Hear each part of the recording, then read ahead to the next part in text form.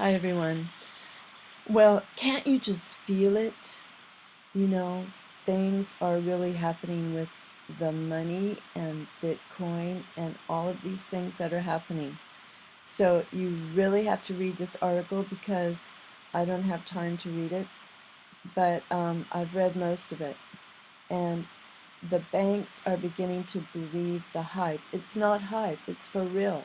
They've been planning this for a long, long time, and they are making every move that they must make to get people involved in this. And now JP Morgan has come out to say that they want to take, they um, one financial institution that has seemingly attempted to take advantage of the digital craze. But they even started it. They tried to get a patent. Look at this. JP Morgan has since dismissed the idea that its patent application was in any way inspired by Bitcoin, saying that its original patent application was made 13 years ago, before Bitcoin took off. So they're all in collusion together. Remember, there is a new world order coming, you know? We don't know. We're just like little, the little people who don't know anything, and all these governments could be colluding together so they can stay on top and get everybody under their reign, and all those leaders and all around the world will have a part in it. There won't be, you know, countries, and it'll just be the one world ruler, and everybody, all those guys will agree to it and everything. But anyway, look at this.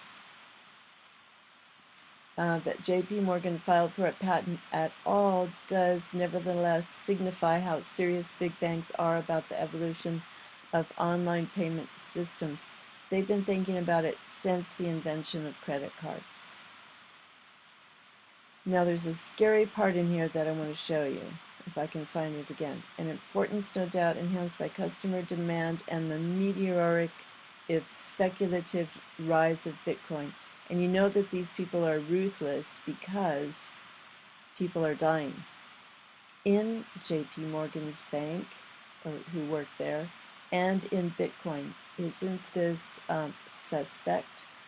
The emergence of Bitcoin lit a fire under JP Morgan, the most evil bank and criminal bank ever, and pushed it to do the things its customers have been calling it to do for years. Okay, so this guy, Chris Odom, Chief Technology Officer at Monetas, financial and legal transactions system designed to be integrated into the Bitcoin economy. The big revolution we are witnessing is the emergence of the internet for value. Okay, that's a guy from Ripple talking. And then, the Lakota Sioux tribe using Maza coin, and then the FBI or the Fed or whoever said it's not legal in the US, but California just voted to use cryptocurrencies and said that they are legal tender. All right, the big revolution we are witnessing is the emergence of the internet for value. Okay,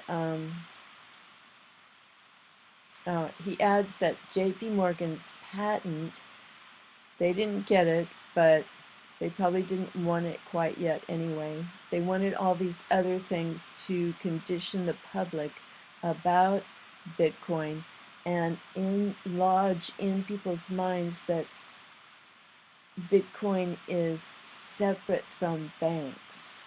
That you have this decentralized peer-to-peer system for payment that excludes the evil banks. But The world has learned how to build value exchange systems without a central operator. He adds that J.P. Morgan's patent suggests that it is now underway in designing its own payment system suited to the internet age. Indeed, excuse me, J.P. Morgan's patent application said that although credit cards dominate the market for online payments and are likely to continue to do so for at least 5 years, their high processing costs and risks limit their use. The bank says what the internet needs is something that is quick, cheap, and simple way of transferring value. Yes, like Bitcoin. What they propose is a means of making anonymous payments without provision of an account number or name from the payer. So how are they going to do that? Probably with Regina Dugan's tattoo, authentication tattoo, a tattoo ID. How else could they do it? And they were trying to get all these antennas into us through the air, through the water, through the food.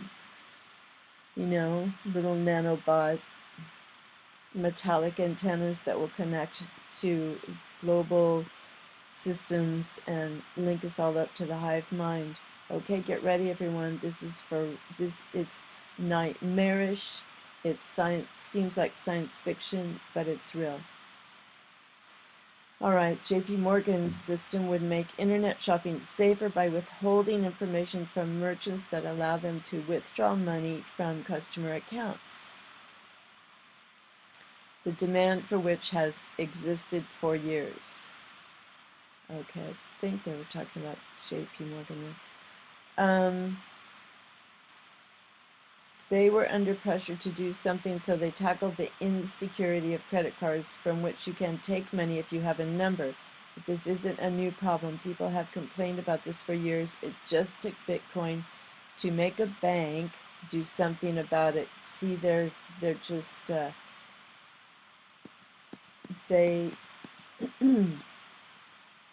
probably the banks are in on Bitcoin all along. And then they use that to take it a step further and to really clamp down and have total control when they stamp everybody and give you the mark of the beast in your right hand or your forehead. Maybe you have a choice where you can get it. Would you like it on your hand or would you like it on your forehead? Whatever J.P. Morgan is now contemplating, oh my gosh, this is getting real, everybody. Banks are certainly thinking hard about how to profit from the growth of Bitcoin, although for now, they're keeping their own counsel. That means they're keeping secrets.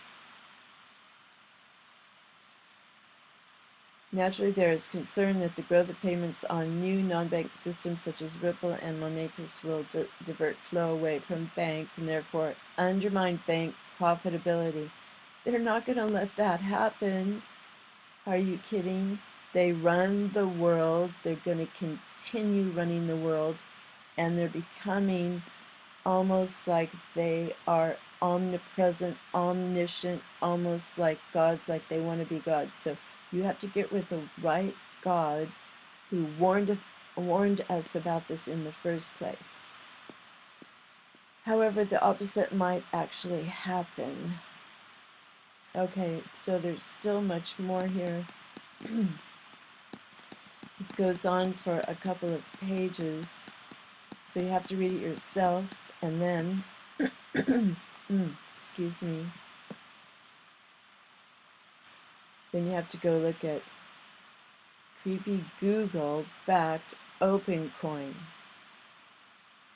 And then go and review Ray Kurzweil's goals for human future, which probably doesn't include us anyway. So be glad that you're saved by Jesus Christ. Jesus Christ is the only hope in this satanic, Luciferian driven world. They're after your soul. So get saved. Bye for now. God bless.